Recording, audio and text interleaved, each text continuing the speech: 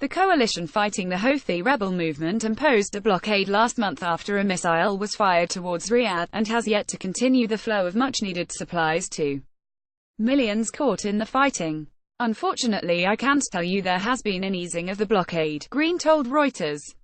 "We're trying to signal with this announcement that we're ready to respond to this humanitarian catastrophe," USAID Administrator Mark Green said, calling on the Saudiled military coalition to open Yemen's ports and for Yemens Houthis to cease firing to allow food and medical aid.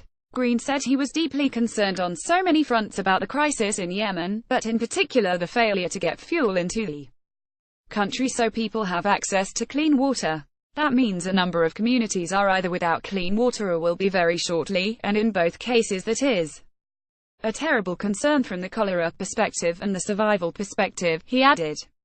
Green was speaking after the U.S. announced another $130 million in emergency food aid for Yemen, bringing U.S. assistance to nearly $768 million since October 2016.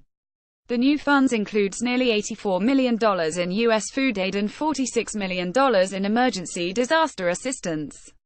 On Monday, the UN's coordinator for Yemen, Jamie McGoldrick, said the blockade has been eased but the situation remained dire with some 8.4 million people a step away from famine in Yemen.